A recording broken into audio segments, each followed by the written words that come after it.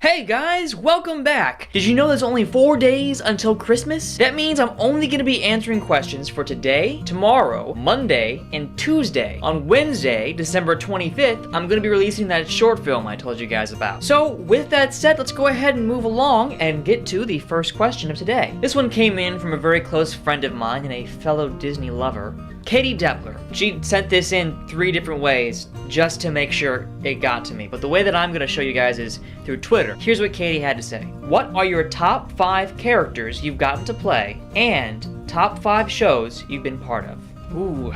Every character has had such an influence on my life and the way that I act as other characters that I kind of see everything lumping together in a weird way. Knowing that I was going to be answering this question, I decided to wear this hat. I haven't worn this hat in a long time, not since 7th grade. This hat was a part of A Midsummer Night's Dream. You can guess who I played. Puck was a fantastic character. But this isn't the only hat that's associated with the character from my middle school years. This hat is also very old and associated with a couple characters, but the one that I'm most attached to that this hat has had the pleasure of being on my head for is Skeets Skinner. He was the very first character I ever played on stage. The play was Bertha, the beautiful typewriter girl. Oh, those were the days. I was in 6th grade when I got this part. I'll never forget how I got the part either. I was in the drama class, and the drama teacher suggested, hey, you do really good in class. We're already doing a show, it's already been cast, but we're looking for these people to play these short joke segments between the acts. They're known as oleos. We deliver these short one-liners to make the audience chuckle before the curtain opens. But I don't think it was more than a week to a week and a half before my drama teacher approached me and said, the kid who's supposed to play the part of Skeets Skinner hasn't been here for the past week of rehearsal, and I just got word from him that he wants to drop from the show. I've been watching you, and I think you'd be a perfect fit. I had to memorize this guy's lines, blocking, and find a costume and everything in under 2 weeks. Once you've mastered the art of procrastination, really isn't that difficult to do, but for me in 6th grade, that seemed impossible. From then on, I knew what I wanted to do in life, all because of this guy. And whoever it was that dropped from the part, thanks, I guess. The next most influential character on me has to be Eddie Cantor. Eddie Cantor is based off the real Eddie Cantor. It was my sophomore year in high school when I got together with one of my friends, Brandon Byron. He wanted to write a complete, full-length play of our very own to perform. Eddie Cantor is a real vaudevillian actor who was placed in About a Name, the title of our show, because that play was set in the 1930s, about the death of vaudeville. I literally dived into the whole culture of the 1920s and 30s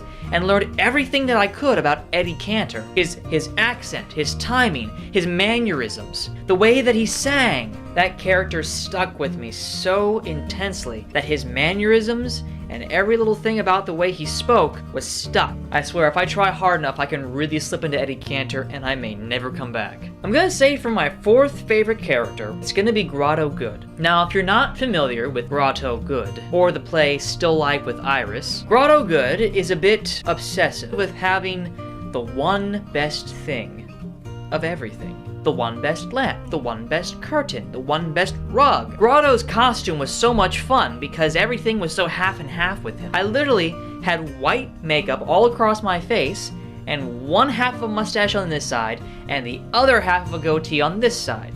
And I would always carry around a monocle with me and had really bright rosy cheeks. I looked like a messed up version of the Guy Fawkes mask from V for Vendetta. Everything was insanely over the top, over proportionate to what a normal person's reaction to a situation might be. He was royalty to the max. I think I'm gonna add to a number 4 on the list of plays, Asylum. The character that I wasn't too fond of. It did stretch my limits and force me to play a really crazy person. But by the end of it, I wasn't quite sure if I liked how I felt at the end of rehearsals. My next favorite character that I played would have to be Adam Sorenson from The Shape of Things. It was actually just a class project. Adam was so different from every other character that I played because he was so normal. You see, I'm a big character actor. I like to put on voices and play people that are completely different from who I am. But Adam resonated so true with who I was that I found it very difficult to be genuinely normal. Just a simple guy. And so me and my counterpart, we go back and forth. She'd say a line, I'd say a line, she'd say a line. We'd keep rehearsing that way until we both felt that this was natural dialogue. When you can impress your fellow classmates and your fellow actors,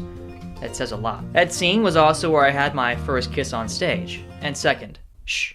Now, as far as the last show's concerned, Katie, I'm gonna go with Footloose. Even though I actually wasn't performing in the show, I feel that doing the lights for Footloose is a performance in and of itself. So those are my top 5 shows, those are my top 5 characters. Thank you for sending that question, Katie. I'm gonna go ahead and jump to another friend of mine, Josh Bishop, who asked me through a Facebook message, what was your favorite acting part in high school? I've already detailed out my top 5 favorite characters, and only 3 of those were actually done in high school. I'm gonna have to go with Adam.